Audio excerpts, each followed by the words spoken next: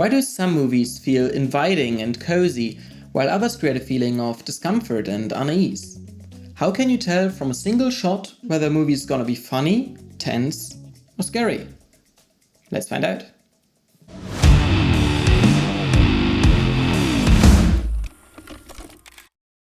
Hey, it's Sanyo, and you're watching From Script to Screen. A lot of the power of visual storytelling comes from something so fundamental that many people don't even notice it: the light. The way a scene is lit defines its mood, tells the audience where to look, and influences how the viewers interpret what they're seeing. Lighting can reveal or hide information, and even become a character in its own right. So today we're going to break down how lighting is used across different genres, and how you can use it in your own work to support your story. For a lighthearted scene in a drama or comedy, for example, it's common to lean toward soft light sources with a warm color temperature. Faces are often front-lit to make skin and eyes look perfect. This style often goes hand in hand with a high-key look devoid of deep shadows, the low contrast creating a welcoming, cozy feeling. An interesting adaptation of this lighting style is featured in the movie Her. Cinematographer Hoyte van Hoytema reinforces the emotional connection between the protagonist Theodore, a human, and his love interest Samantha, a virtual machine, through a naturalistic, underlit lighting style, making their relationship feel more intimate and real.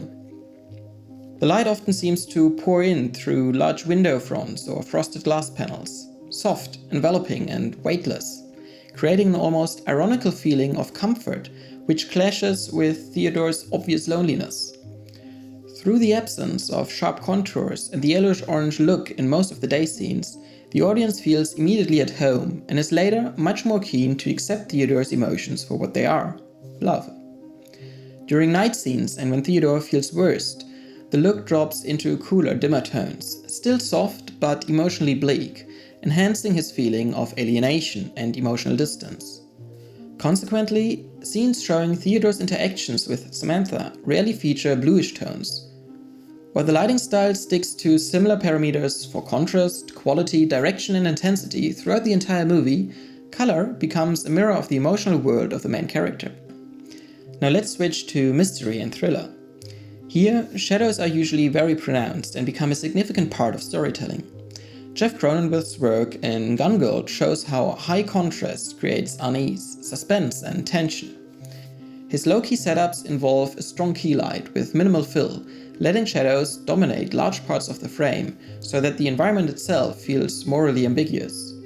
The placement of light becomes critical. Side and backlighting helps sculpt space in ways that confuse and manipulate the audience, making domestic spaces look immaculate yet slightly clinical, a look that supports the film's theme of performed normality and concealed menace.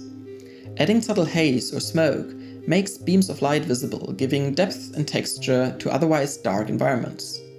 The result is scenes where the viewer is constantly guessing, aware that something might be lurking just out of sight. This makes the tension become almost physical. But lighting isn't confined to neat genre boxes. Even within a single genre like sci-fi, lighting choices can diverge drastically, and talented cinematographers use that flexibility to enhance nuances within the story. The original Blade Runner, lensed by Jordan Cronenweth, embraces a hard-edged, high-contrast look with very pronounced backlights and deep shadows to shape a claustrophobic urban noir that reflects the moral ambiguity of its cityscape and characters.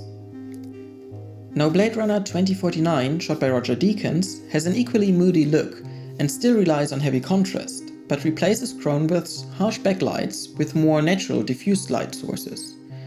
The result is an image where light falls in gradients rather than forming edges, maintaining the mystery of noir while giving the world a dreamlike, fragile quality. The layers of haze and smog are denser and the overall contrast lower. The original traps its characters in hard shadows, serving the story's outer conflict.